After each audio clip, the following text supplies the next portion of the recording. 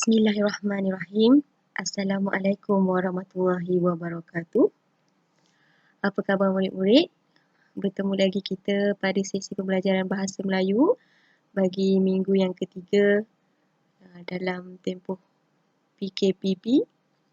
Hari ini kita akan belajar tata bahasa iaitu kata hubung. Baiklah, mari kita lihat apa itu kata hubung. Kata hubung ialah perkataan yang digunakan untuk menggabungkan dua atau lebih ayat tunggal. Ayat yang terhasil daripada gabungan tersebut dinamakan ayat majmuk. Baik murid-murid, mari kita lihat jenis kata hubung. Terdapat dua jenis kata hubung. Yang pertama ialah kata hubung gabungan. Yang kedua, kata hubung pancangan. Kata hubung gabungan digunakan untuk menggabungkan dua ayat utama yang sama penting. Contoh kata hubung gabungan seperti dan, sambil, lalu, tetapi dan atau. Bagi kata hubung pancangan pula, digunakan untuk menggabungkan ayat utama dengan satu atau lebih ayat sampingan. Contoh kata hubung pancangan ialah kerana, agar, supaya dan bahawa. Baiklah murid-murid, sebenarnya banyak contoh kata hubung gabungan dan kata hubung pancangan. Tapi bagi tahap murid-murid semua, cukup sekadar ini sahaja yang murid-murid perlu tahu. Selebihnya nanti kita akan belajar lagi.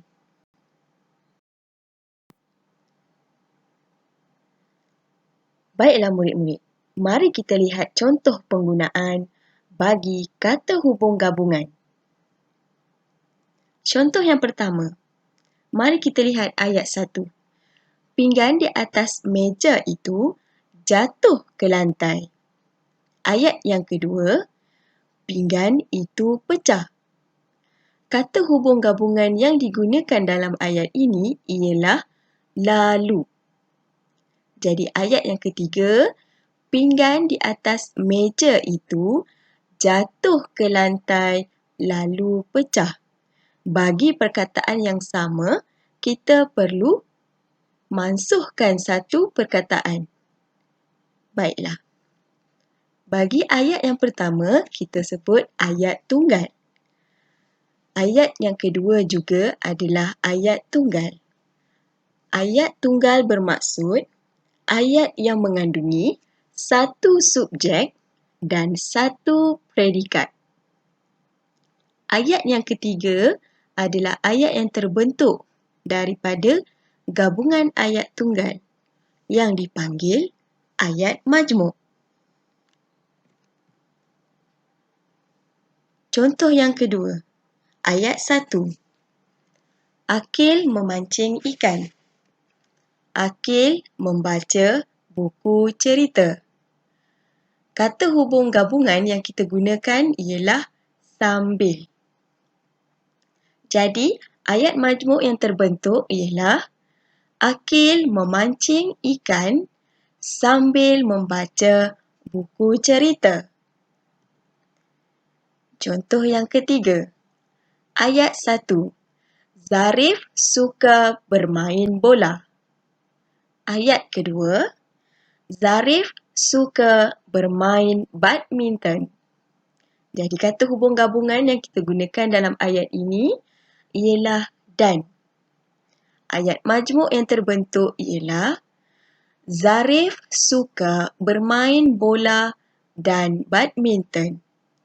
Ingat murid-murid semua, perkataan yang sama haruslah dimansuhkan salah satu.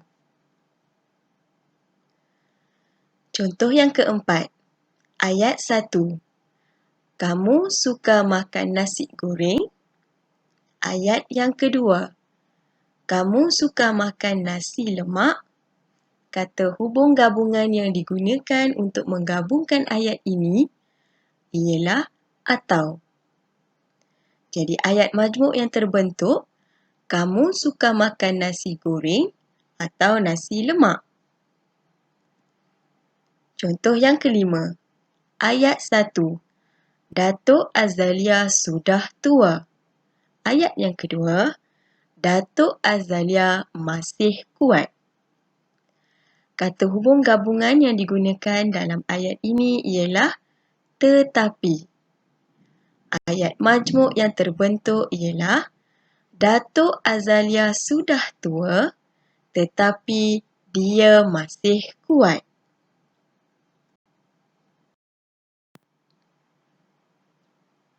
Baiklah murid-murid, mari kita lihat contoh penggunaan bagi kata hubung pancangan. Contoh yang pertama, Nawar termenung kerana dia sangat sedih. Kata hubung pancangan yang digunakan ialah kerana. Jadi, kata hubung pancangan kerana digunakan untuk menggabungkan ayat utama dan ayat sampingan. Contoh yang kedua, Ustaz Fahmi menasihati Alia supaya belajar bersungguh-sungguh. Jadi bagi contoh yang kedua, kata hubung pancangan yang digunakan ialah supaya untuk menggabungkan ayat utama dan juga ayat sampingan. Contoh yang ketiga, saya berharap agar kamu dapat menghubungi dia segera. Dalam ayat ini, kata hubung pancangan yang digunakan untuk menggabungkan ayat utama dan ayat sampingan ialah agar. Contoh yang keempat, Ammar yakin bahawa dia akan menjadi juara. Kata hubung pancangan yang digunakan di dalam ayat ini ialah bahawa. Baiklah murid-murid, boleh faham? Okey, seterusnya sila buka buku teks.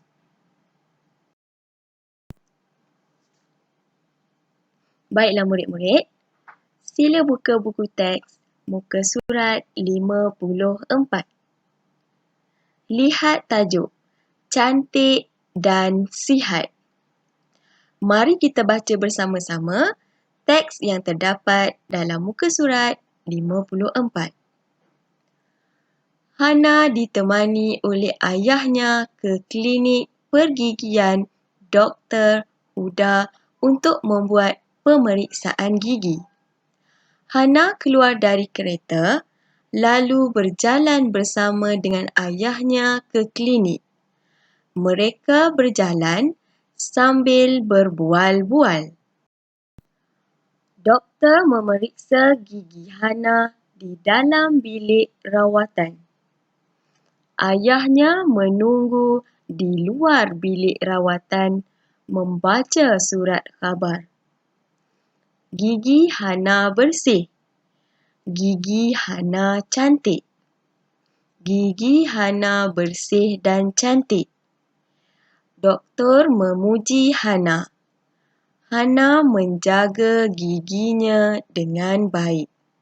Baiklah murid-murid, mari kita lihat kata hubung yang terdapat dalam teks ini. Yang pertama ialah lalu. Yang kedua adalah sambil dan yang ketiga dan. Baiklah murid-murid, mari kita lihat bagi perenggan yang kedua, apakah kata hubung yang sesuai untuk menggabungkan ayat tersebut? Ayahnya menunggu di luar bilik rawatan sambil membaca surat khabar. Baiklah. Ini adalah perenggan yang ketiga. Gigi Hana bersih, gigi Hana cantik. Jadi, kita menggunakan kata hubung dan, iaitu ayat yang terbentuk gigi Hana bersih dan cantik. Bagi perenggan ketiga, ayat yang kedua, ya. Ayat yang pertama, Doktor memuji Hana. Hana menjaga giginya dengan baik. Jadi untuk menggabungkan ayat ini, kita menggunakan kata hubung pancangan kerana. Jadi ayat majmuk yang terbentuk, Doktor memuji Hana kerana dia menjaga giginya dengan baik.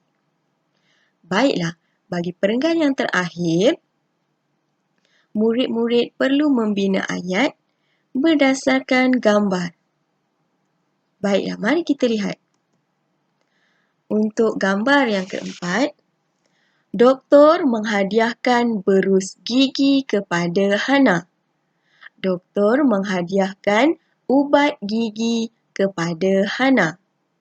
Jadi ayat majmuk yang terbentuk, Doktor menghadiahkan berus gigi dan ubat gigi kepada Hana. Jadi kata hubung yang kita gunakan adalah kata hubung gabungan dan.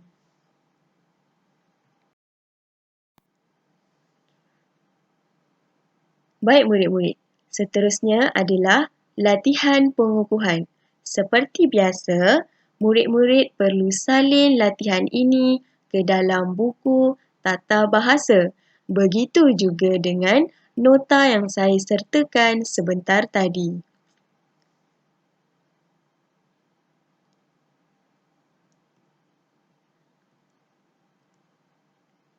Ini adalah latihan yang murid-murid perlu buat. Terdapat 7 ayat yang menggunakan 6 kata hubung.